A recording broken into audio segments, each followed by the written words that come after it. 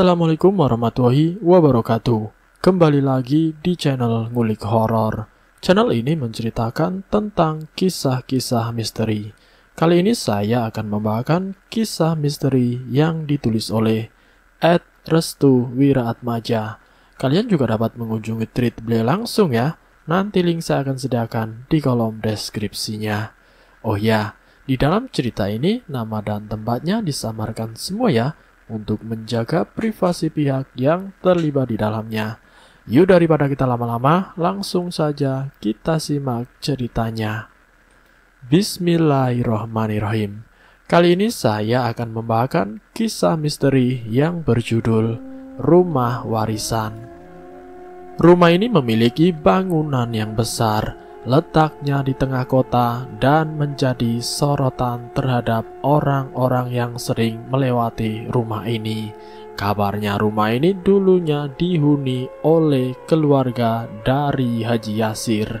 Namun karena pemilik rumah ini terlilit hutang, akhirnya rumah ini diberikan perjanjian oleh bank sampai akhirnya disita. Namun sebelum disita, pihak bank memberikan tangguhan 1 bulan terhadap keluarga untuk membayar hutang-hutang tersebut. Kisah ini bermula di saat salah satu keluarga dari Haji Yasir mengajak teman-temannya untuk menginap di rumah ini selama 1 bulan. Dia adalah Ali. Ali adalah salah satu anggota keluarga Haji Yasir. Dia mengajak teman-teman kuliahnya untuk menginap di rumah tersebut untuk mengisi liburannya. Ali sebelumnya belum tahu secara mendalam mengenai asal-usul tempat ini. Namun ada salah satu ruangan yang besarnya setara dengan 2 kamar besar. Ruangan itu diperuntukkan untuk pertemuan-pertemuan, karena tempat itu tidak boleh dimasuki sampai-sampai di depan pintu ruangan tersebut diberi tulisan, "Jangan masuk, tempat ini berbahaya."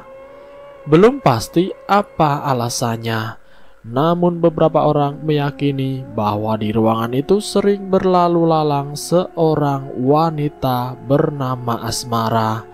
Dikuatkan lagi dengan fakta yang mengatakan ada seorang pedagang nasi goreng yang mendapati seorang wanita sedang duduk di ruangan itu. Karena berada di lantai 2, ruangan itu bisa dilihat oleh warga sekitar, terkhusus pedagang nasi goreng yang sering stay di depan rumah itu. Suatu ketika pedagang nasi goreng itu terkejut manakala seorang wanita memesan nasi goreng sambil memain-mainkan kakinya. "Mang, pesan nasgor jangan pakai kecap ya," ucap wanita itu. Awalnya pedagang nasi goreng itu tidak percaya bahwa itu adalah manusia. Namun karena pelanggan lagi sepi, dia pun membuatkan nasi goreng pesanan wanita itu. Setelah usai, dia pun mengantarkan nasi goreng itu, namun dia bingung harus masuk kemana. Karena bingung, si wanita itu menyuruh pedagang nasi goreng itu untuk meletakkannya di bawah saja. Lalu wanita itu menaburkan uang yang jumlahnya ratusan ribu dari atas.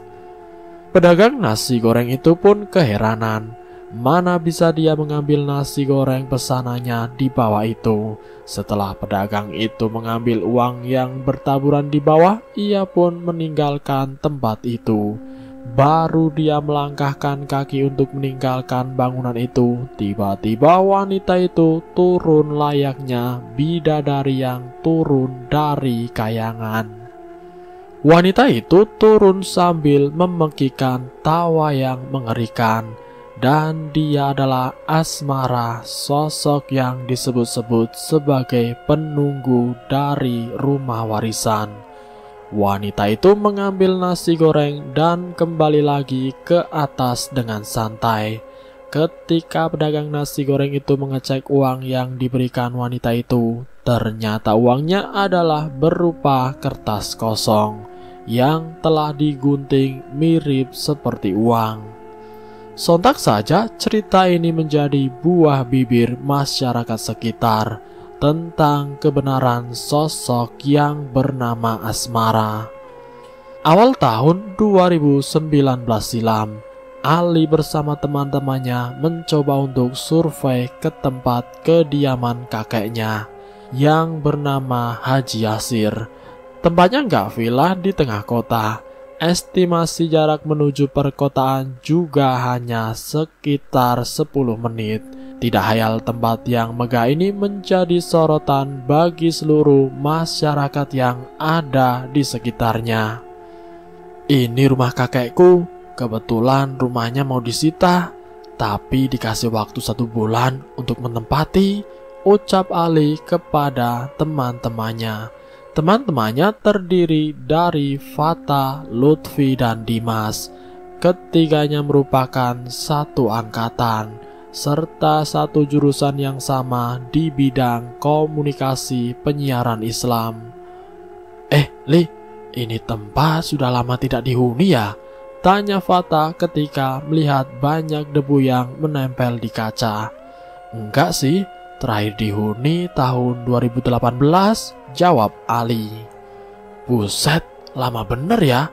Mereka berempat pun menuju ke kamar yang akan dijadikan tempat penginapan. Kamarnya banyak amat ya. Ini rumah tidak berhantu kan? Tanya Lutfi. Hus, kamu tidak boleh gitu, ucap Dimas yang agak parno. Beres-beres aja dulu, nanti aku jelasin, ucap Ali. Lalu kemudian mereka berempat pun membereskan kamar, ruang tamu serta kamar mandi. Semua dibereskan layaknya rumah baru yang akan ditempatinya nanti. Dimas dan Lutfi mengelilingi seluruh ruangan rumah, hingga sampailah mereka berdua ke satu ruangan yang sudah tertempel kertas 1 tahun lamanya. Jangan dibuka, ruangan ini berbahaya, ucap Dimas ketika membaca tulisan tersebut. Lutfi pun langsung memegang gagang pintu. Krek, pintu seperti layaknya tertahan sebuah benda dari dalam ruangan. Kayaknya di depan pintu ini ada benda besar deh, jelas Lutfi. Kamu mau ngapain? Tanya Dimas. Aku penasaran sama ruangan ini, jawab Lutfi. Ya elah, kamu tidak baca apa? Ini larangan, jelas Dimas. Lutfi pun menempelkan telinganya ke arah pintu. Ia merasa seperti ada suara orang menangis dengan suara yang sangat lirih. Kamu dengar suara orang menangis tidak? Tanya Lutfi. Hah? Masa sih? Dimas mulai penasaran. Coba deketin kuping kamu, ucap Lutfi. Dimas pun mengikuti apa yang diperintahkan oleh Lutfi. Keduanya menempelkan telinga ke pintu secara bersamaan. Suara tangisan lirih pun terdengar jelas. Lah, siapa yang menangis? Tanya Dimas. Ya kan, kata gue juga apa? Ayo, buka pintunya, ucap Lutfi sambil memaksa membuka pintu ruangan itu. Dari arah belakang, Ali langsung menepuk pundak mereka berdua. Hei, kalian ngapain? Tanya Ali. Astagfirullah, kamu bikin kaget aja, ucap Dimas yang penakut. Isi ruangan ini apa? Tanya Lutfi penasaran. Tidak ada, itu gudang, ucap Ali. Ali pun menyuruh mereka berdua untuk meninggalkan tempat tersebut. Kita tidak boleh masuk ruangan itu, pinta Ali. Memangnya kenapa? Tanya Lutfi. Sudahlah, tidak usah dibahas, ucap Dimas. Fata pun datang sambil membawa bingkai foto. Li, ini foto siapa? Tanya Fata. Fata pun menunjukkan sesuatu kepada mereka bertiga, berupa foto wanita bergaun putih yang sangat cantik. Gila, cantik sekali, ucap Dimas. Giliran cewek cakep aja kamu nangkepin, ejek Lutfi. Biarinlah, jawab Dimas. Kamu nemu di mana? Tanya Ali. Aku nemu di rak buku, jawab Fatah. Ali pun mengambil foto tersebut. Sepertinya ia pernah diceritakan tentang wanita yang ada di foto itu. Ini namanya Mbak Asmara. Dia anak dari Haji Yasir, pemilik rumah ini, ucap Ali. Masih hidup? Tanya Fatah. Ali menggeleng-gelengkan kepalanya. Maksudnya dia sudah... Tiba-tiba dari ruangan terlarang itu ada sesuatu yang memukul pintu dengan sangat kencang. Brak! Astagfirullah, apa itu? Tanya Fatah. Woi, gak asik nih. Udah yuk, pulang aja, ucap Dimas. Lutfi mendekati pintu tersebut. Ia semakin penasaran akan sesuatu yang berada di tempat itu. Lutfi, kamu mau apa? Tanya Dimas. Sebentar, kamu diam saja, pinta Lutfi. Lutfi pun kembali mendekatkan telinganya ke arah daun pintu ruangan itu. Tiba-tiba bunyi pukulan itu kembali terdengar. Brak! Bangsat! Kaget aku! Teriak Lutfi. Lutfi langsung mundur dan memegangi telinganya. Vi, kamu tidak apa-apa kan? Tanya Fatah. Sebenarnya ada apa sih di ruangan ini? Tanya Lutfi kepada Ali. Kita ngobrolnya di kamar saja. Sebentar lagi mau maghrib. Tidak baik, pinta Ali. Dimas pun langsung menarik tangan Lutfi. Ayolah, tinggalin ruangan ini, pinta Dimas. Mereka pun akhirnya meninggalkan ruangan itu. Lutfi masih menatap daun pintu serta tulisan larangan itu dengan penuh tanda tanya. Di dalam kamar, Ali menutup seluruh pintu dan jendela. Ia menyalakan lampu dan membakar sebuah pengharum ruangan. Kamu mau tanya apa? Tanya Ali. Lutfi pun menatap Dimas dan Fatah secara perlahan. Rumah ini dulunya rumah apa? Tanya Lutfi. Rumah biasa pada umumnya. Lutfi kembali menatap Dimas dan Fatah. Sepertinya hanya dia yang merasakan sesuatu yang berada di rumah ini. Ruangan itu apa isinya? Tanya Lutfi. Itu dulunya ruangan pertemuan seluruh tamu besar. Sudah ditutup semenjak Haji Yasir ini meninggal dunia, jelas Ali. Kok bisa? Tanya Lutfi. Entahlah, sepertinya memang ruangan itu ada rahasianya. Jadi mau tidak mau, ruangan itu harus ditutup secara paksa, jelas Ali. Terus si Asmara siapa? Tanya Fatah.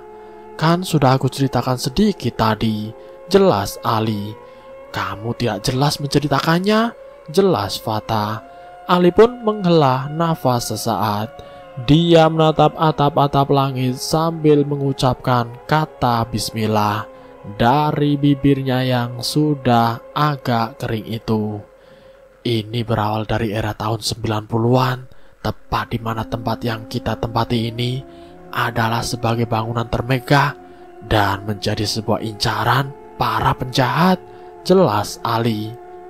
Fatah, Dimas, dan juga Lutfi menyimak dengan perlahan. Mereka bertiga seperti mendengar sebuah cerita kelam yang diceritakan tepat di lokasi kejadian. Malam di mana keluarga Haji Yasir sedang tertidur, segerombolan perampok mendatangi rumah ini. Targetnya adalah harta yang dimiliki oleh keluarga Haji Yasir. Mereka para perampok menggasak seluruh harta yang dimiliki oleh Haji Yasir. Namun ada salah satu pembantu yang mencoba untuk kabur dengan tujuan melaporkan kepada warga sekitar. Akan tetapi langkahnya diketahui. Ia pun melarikan diri ke ruangan tertutup itu. Sampai akhirnya para perampok itu mengejar Asmara. Dan akhirnya Asmara tertangkap lalu diperkosa beramai-ramai. Asmara mengalami penyakit mental dan rasa takut yang sangat berlebihan. Ia akhirnya ditemukan meninggal dunia dengan melukai pergelangan tangannya dengan menggunakan pecahan kaca. Darahnya mengalir deras hingga menyebabkan pendarahan yang begitu hebat. Tidak ada satupun keluarga yang mengetahui hal itu. Sampai akhirnya Haji Yasir sendiri mencium bau busuk yang berasal dari sebuah tempat tersebut. Jasad Asmara sendiri dirahasiakan dan belum ditemukan, jelas Ali panjang lebar. Setelah menceritakan hal itu, bulu kuduk Dimas berdiri secara spontan. Ia kemudian menatap ke arah ruangan yang terlarang itu. Tatapan matanya membayangkan akan sebuah bayangan seorang wanita sedang berdiri menatap balik ke arahnya. Astagfirullah, enggak, aku mau balik, teriak Dimas sambil menutup mata. Fata dan Lutfi melihat ke arah yang sama. Kamu kenapa, Mas? Tanya Fata.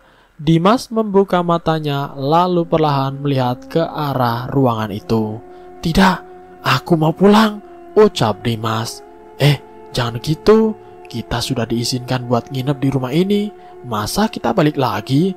Pinta Fata. Tapi aku takut, ucap Dimas. Lalu kemudian Ali membuka sebuah lemari yang mana di dalamnya berisi tentang album kenangan keluarga Haji Yasir. Sebenarnya Asmara itu cantik, ini fotonya, ucap Ali sambil menyerahkan foto itu ke Dimas. Dimas pun langsung terpesona melihat kecantikan Asmara. Lutfi kemudian bertanya kepada Ali, apa mungkin Asmara masih gentayangan? Tanya Lutfi. Mereka bertiga terkejut manakala Lutfi mengatakan hal itu. Maksudnya? Tanya Ali. Seseorang yang meninggal karena depresi lalu bunuh diri, maka jiwanya tidak tenang. Selama jiwanya terperangkap di dalam sebuah bangunan, maka dia masih berada di sekitar sini, jelas Lutfi. Dimas pun segera melemparkan foto itu. Ia terbayang-bayang akan perkataan Lutfi mengenai Asmara yang masih bergentayangan.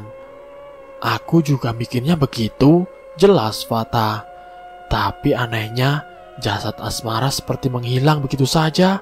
Apa jangan-jangan? Tanya Ali. Jasad Asmara disembunyikan? Tanya Dimas.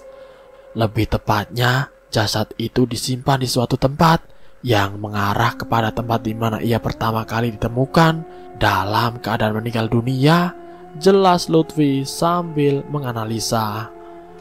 Ali pun berpikir keras. Ia kembali mengingat perkataan kakeknya, yaitu Haji Yasir, akan sebuah ruangan yang memiliki bau busuk.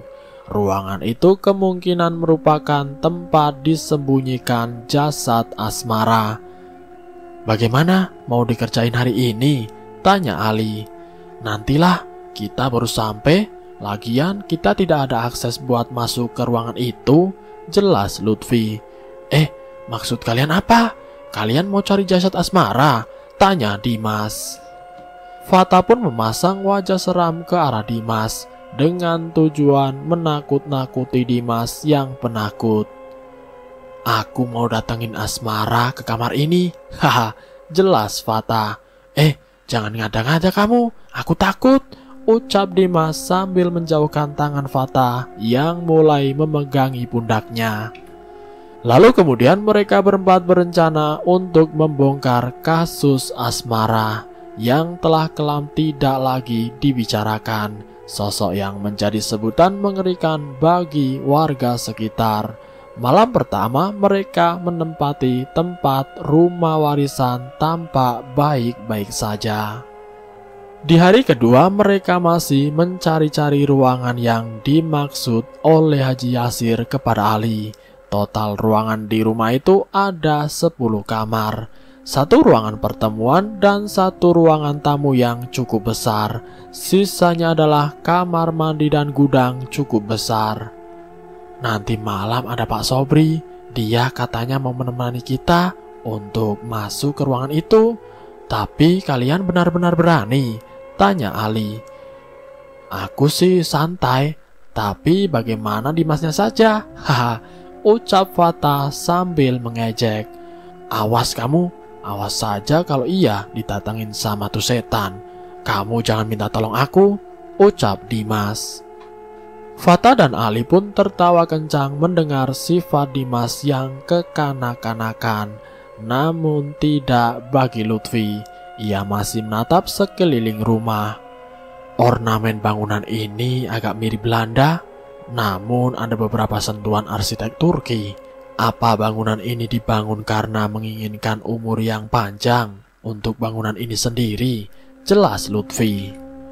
Ali terkejut mendengar penjelasan dari Lutfi. Dia tahu banyak mengenai dunia arsitektur. "Vi, kamu kok tahu?" tanya Ali. Lutfi pun menuju sebuah tembok yang sudah sedikit berlumut. Dia kemudian memperkirakan lama bangunan ini tidak direnovasi dan perbaikan. Sebenarnya ada beberapa poin penting di rumah ini yang pasti aku simpulkan dalam beberapa hal, yaitu yang pertama, bangunan ini dibangun bukan untuk sebuah tempat tinggal saja, melainkan sebagai tempat pertemuan besar para konglomerat. Yang kedua, tempat ini sangat estetik. Tidak heran orang yang melewati rumah ini menjadi tertarik untuk melihat lebih jauh bahan-bahan yang terpasang di rumah ini. Dan yang ketiga, jika diperhatikan, umur bangunan ini bukan 20 tahun, namun lebih dari itu. Ini setara dengan setengah abad. Dua ornamen ini merupakan buktinya. Jadi jika ditarik kepada masa lalu asmara, aku bisa tarik satu kesimpulan, jawab Lutfi yang menjelaskan dengan tertata. Ali, Fata, dan Dimas hanya melongo ketika Lutfi menjelaskannya secara detail. Asmara meninggal sudah hampir 30-40 tahun yang lalu. Jika dibenarkan, jasadnya sudah hilang. Namun jika beruntung, ada petunjuk dari itu semua, jelas Lutfi. Petunjuk? Memang apa petunjuknya? Tanya Ali. Belum tahu, tapi ini akan segera ditemukan, ucap Lutfi.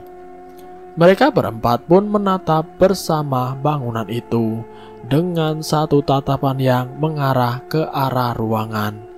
Li, aku mau bertanya, untuk menuju ruangan itu pasti ada pintunya kan? Kamu tahu tidak letaknya di mana? Tanya Fata. Ali kemudian mencoba mengingat letak seluruh ruangan yang ada di rumah tersebut. Jika ruangan ini berada di tengah, berarti perkiraan ada dua jalan. Satu jalan yang berdekatan dengan kamar kita, dan satu jalan lagi mengarah kepada arah, potong Ali. Kamar Haji Yasir, ucap Lutfi. Benar, kok kamu tahu? Tanya Ali. Pola yang kamu ceritakan sudah aku dapat intinya. Bahkan dari desain tubuhnya Asmara sudah aku pahami. Namun kenapa perampok itu tidak membunuh Haji Yasir terlebih dahulu ya? Tanya Lutfi. Dimas pun juga mengiyakan. Kamu, iya benar. Kenapa bunuhnya Asmara? Tanya Dimas. Ali sempat kebingungan menjawab hal itu. Dia sendiri tidak mengetahui sepenuhnya kejadian puluhan tahun silam itu. Wait, kita sudah tahu kan dua jalan menuju ruangan itu? Kita tidak mungkin lewat dari yang dekat kamar, karena ada benda yang menghalangi pintu dari dalam ruangan. Fata menjelaskan kembali ulasannya. Jadi kemungkinan besar kita bisa masuk ke ruangan itu jika kita bisa masuk ke arah jalan menuju kamar Haji Yasir. Benar kan? Tanya Fata. Iya, tapi emang ruangannya aman? Tanya Lutfi. Kamu pada mau ngapain ke sana? Tanya Dimas. Dimas langsung memasang raut wajah ketakutan saat Fata berencana untuk mencari tahu tentang Asmara lebih jauh. Tidak ada yang tahu mereka berempat dipenuhi stigma prasangka terhadap kematian Asmara. Rumah yang besar dan megah itu ternyata memiliki rahasia tersendiri terhadap kematian seorang pembantu bernama Asmara. Malam harinya orang yang ditunggu-tunggu pun datang. Pak Sobri merupakan seorang yang dulunya menjadi tangan kanan Haji Yasir. Ia adalah orang terdekat Haji Yasir. Saat tragedi perampokan tersebut, Sobri sedang tidak berada di rumah karena ia sedang pulang kampung. Oleh karenanya dia tidak ada di rumah itu. Alhasil dia tidak tahu secara pasti akan penyebab kematian Asmara. Pak Sobri juga adalah orang yang ditunjuk langsung oleh Haji Yasir untuk membersihkan ruangan pertemuan yang merupakan tempat terbunuhnya Asmara dalam tragedi tersebut. Selama dia membersihkan dan merawat ruangan itu, Pak Sobri seringkali mendengar suara orang menangis yang suaranya berada di ruangan tersebut. Alih-alih dia merasakan gangguan ini sudah terbiasa, namun karena tragedi kematian Asmara saat itu baru ia dengar, Pak Sobri memutuskan untuk racing dan kembali ke kampungnya. Dan malam ini ia datang untuk memenuhi undangan dari Ali, yang merupakan cucu dari Haji Yasir itu sendiri. Di ruang tamu lantai 1, seorang pria dengan menggunakan jaket hitam serta kacamata klasik zaman 90-an memasuki ruang tamu. Sepertinya orang itu sudah paham lokasi dari ruang tamu di rumah ini. "Nak Ali ya?" tanya Pak Sobri. "Iya Pak, Bapak bagaimana kabarnya?" tanya kembali Ali. "Alhamdulillah Bapak sehat. Kalian sudah lama ya menginap di rumah ini?" tanya Pak Sobri. "Kami baru menginap kok Pak."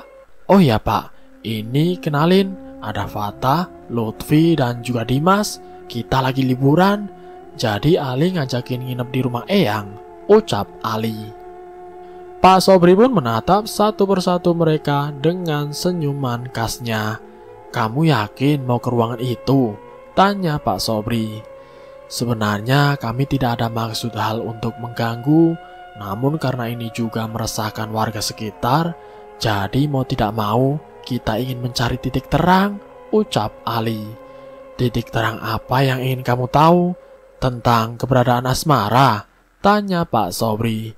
"Kok Bapak tahu?" tanya Ali. Tiba-tiba dari Pak Sobri meneteskan air mata secara perlahan. Kacamatanya yang bening menjadi sedikit berembun. "Asmara adalah kekasih saya. Saya masih merasakan kehadirannya saat ini juga," ucap Pak Sobri.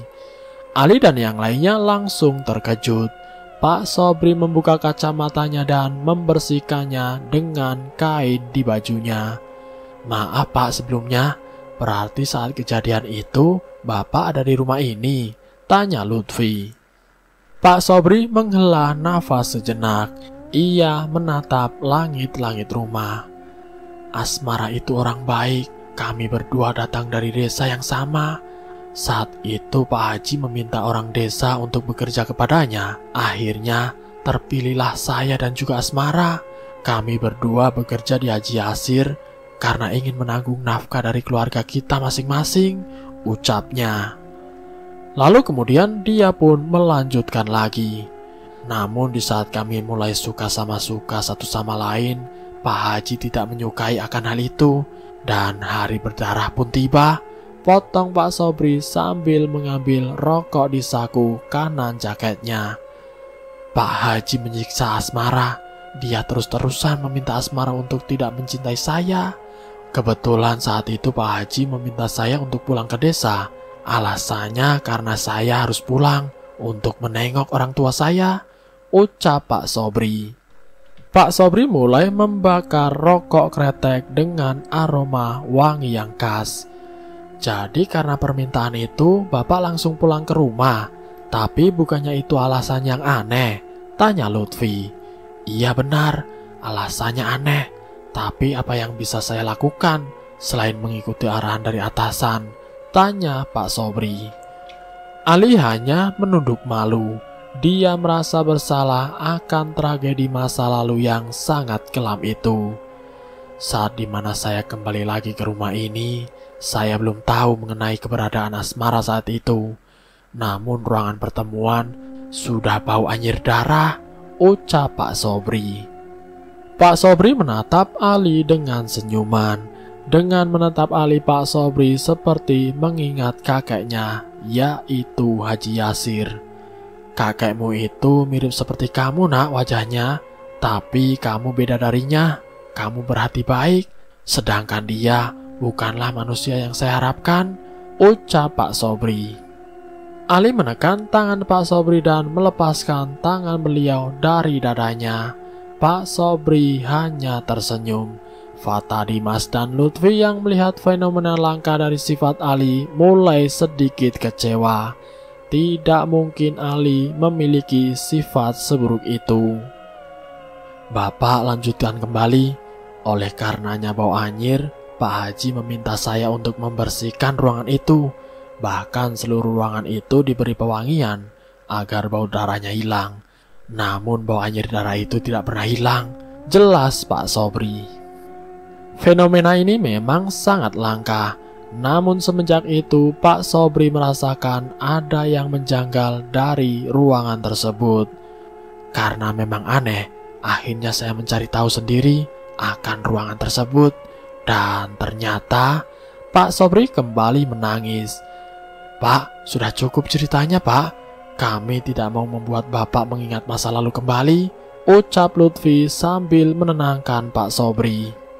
Saya menemukan pakaian asmara yang penuh akan darah, jelas Pak Sobri. Lutfi dan lainnya terkejut. Bagaimana mungkin pendarahan yang diceritakan Ali itu bisa membasahi seluruh baju yang dikenakan asmara? Lalu Pak, tanya Lutfi penasaran. Pak Sobri pun menatap Ali. Pak Haji telah menyuruh seorang untuk membunuh asmara. Ia tidak mau melihat pembantunya berpacaran, jelas Pak Sobri. Cukup Pak, jangan bawa-bawa nama Eyang, kesak Ali dengan nada meninggi.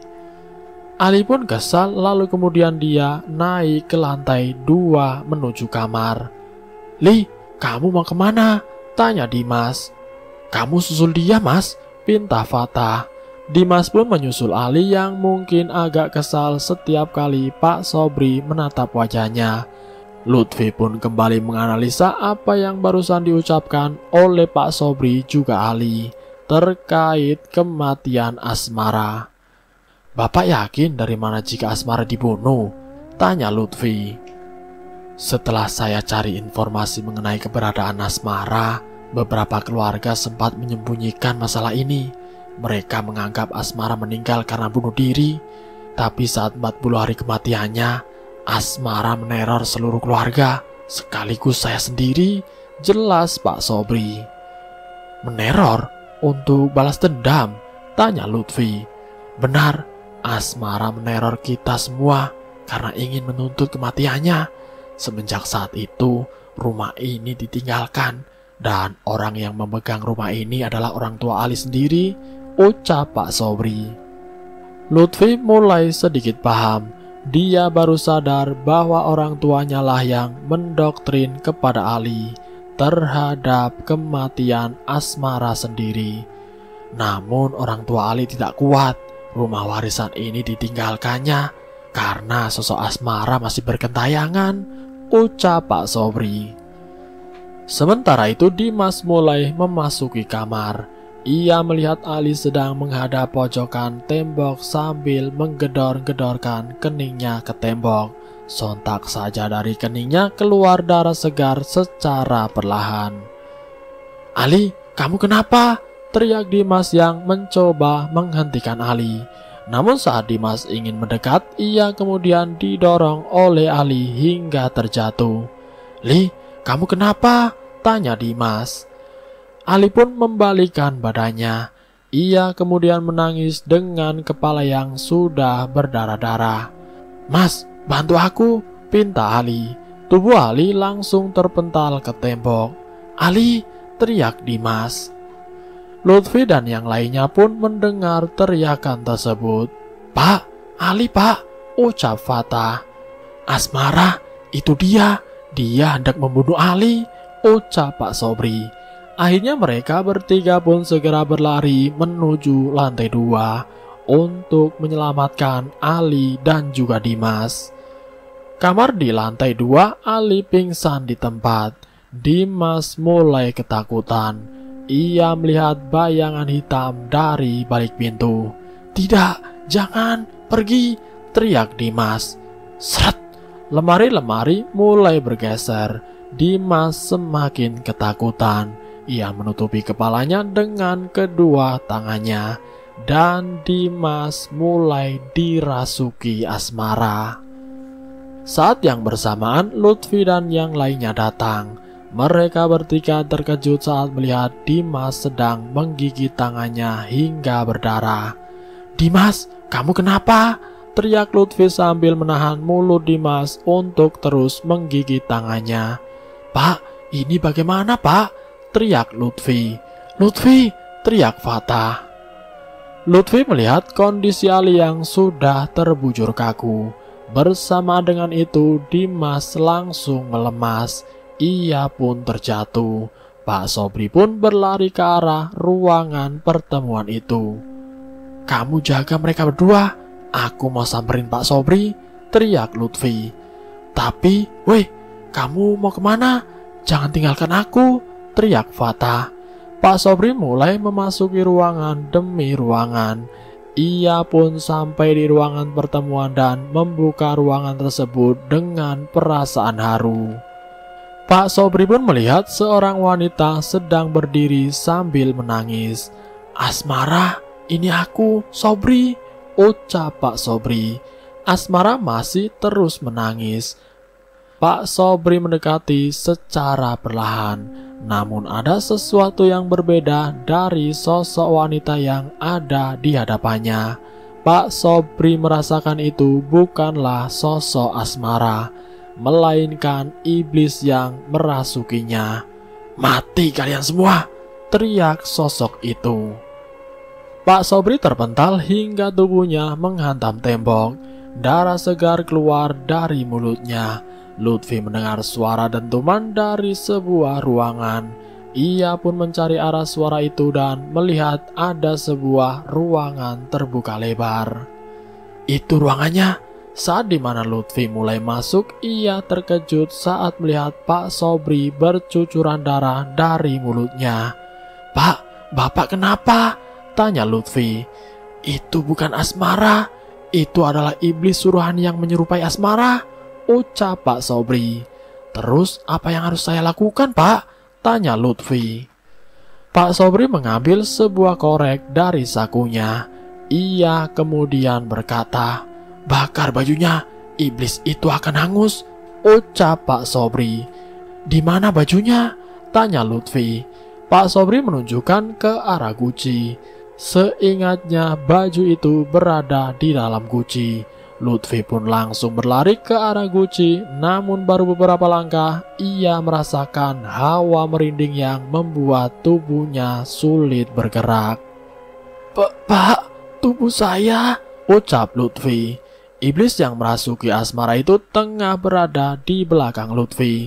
Lutfi kemudian ingat akan perkataan gurunya. Ia harus tetap tenang dan menjaga hatinya agar tidak terpengaruh oleh kejahatan iblis. Lutfi pun membacakan ayat kursi dan 2 ayat setelah ayat kursi. Lalu ia melanjutkan membaca surat An-Nas serta Al-Falaq dalam hati.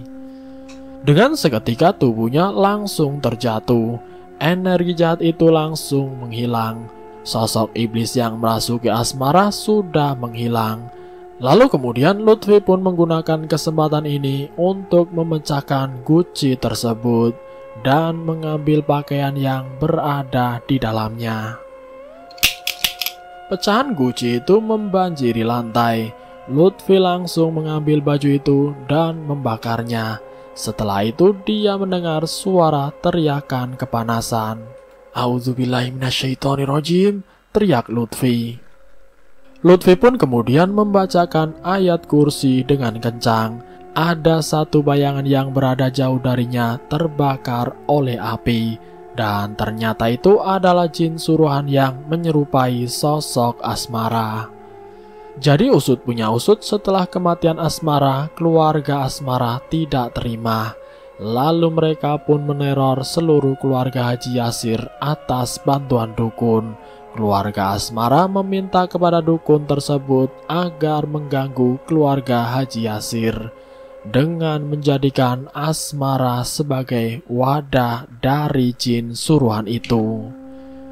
Akhirnya selama berpuluh-puluh tahun sampai rumah itu diwariskan, jin itu tetap menyerupai asmara dan membuat prasangka bahwa asmara akan balas dendam dan membunuh seluruh keluarga Haji Yasir. Hal inilah yang membuat seluruh keluarga Haji Yasir meninggalkan rumah itu, sampai akhirnya jatuh kepada keluarga Ali. Atas kejadian malam itu, mereka yang luka-luka dibawa ke rumah sakit. Tragedi semacam ini cukup membekas di pikiran Lutfi dan yang lainnya. Semenjak kejadian itu tidak ada lagi gangguan di rumah tersebut. Namun Pak Sobri meyakini bahwa keluarga asmara akan kembali menyerang. Wallahu alam. Dan selesai. Itulah kisah misteri yang berjudul Rumah Warisan. Semoga kisah kali ini bisa menjadi wawasan untuk kita semua. Dan semoga kita dijauhkan dari hal-hal yang tidak kita inginkan. Semoga kita selalu dalam lindungan Allah Subhanahu wa Ta'ala.